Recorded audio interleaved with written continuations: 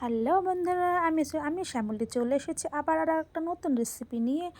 আসসালামু আলাইকুম, আপনারা সবাই কেমন আছেন? আমি ভালো আছি। আজকে হবে ঘরে তৈরি তরকা। তার জন্য লাগবে এখানে আগে থেকে সেদ্ধ করে রাখা তরকা ডাল, তারপরে এখানে পেঁয়াজ কুচি, রসুন কুচি, কাঁচা লঙ্কা কুচি, টমেটো কুচি, এগুলো কুচি করে নিয়েছি। তারপরে আর একটা প্লেটে এখানে হলুদ গুঁড়ো, তারপরে লঙ্কা গুঁড়ো, গোলমরিচ গুঁড়ো, জিরে গুঁড়ো, ধনে গুঁড়ো, লবণ, একটু চাট মশলা, সামান্য একটু চাট মশলাগুলো রেডি করে নিয়েছি।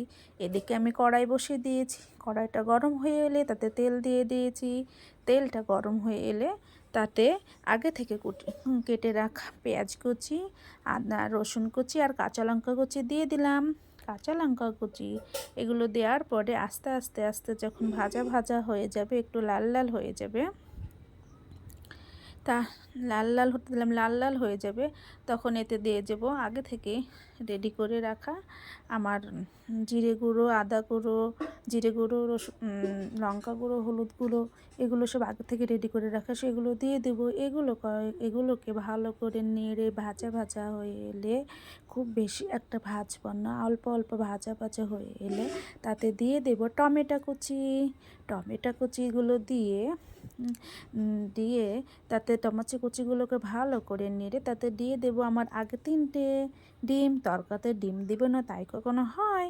তরকাতে ডিম না দিলে সে তরকা খেতে ইচ্ছাই করবে না, তাই দিয়ে দিলাম ডিম। ডিমগুলোকে ভালো করে মশলার সঙ্গে মিশিয়ে বেশ ঘন্ট করে ঝুরি ঝুরি ভাজা, মানে ডিমের ভুজিয়ার মতো করে ভালো করে কষিয়ে কষিয়ে কষিয়ে তাতে দিয়ে দেব আগে থেকে সেদ্ধ করা রাখা তরকার ডালগুলি আগে থেকে ভিজিয়ে রাখবেন, তাহলে খুব ভালো তাড়াতাড়ি সিদ্ধ হয়ে যাবে।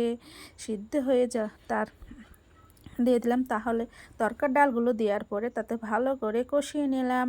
ভালো করে, এখানে কিন্তু আমি কোনো রকম জল অ্যাড করব না। আপনারা চাইলে পাতলা করার জন্য জল অ্যাড করতে পারেন, কিন্তু আমি এখানে কোনো জল অ্যাড করিনি। আমাদের তরকা প্রায় রেডি হয়ে এসেছে, তাই নামানোর আগে দিয়ে দেবো একটু ম্যাগি মশলা। ম্যাগি মশলাটা দেওয়ার পরে তার সঙ্গে আর একটু দিয়ে দেবো আমি সানরাইসের তড়কা মশলা। এই তড়কা মশলাটা দিলে তড়কাটা বেশ ভালোই টেস্টি হবে এবং সেন্টটাও বেশ আসবে। রেডি। তারপরে একটু নেড়ে আমাদের তড়কাটা নামিয়ে নিব।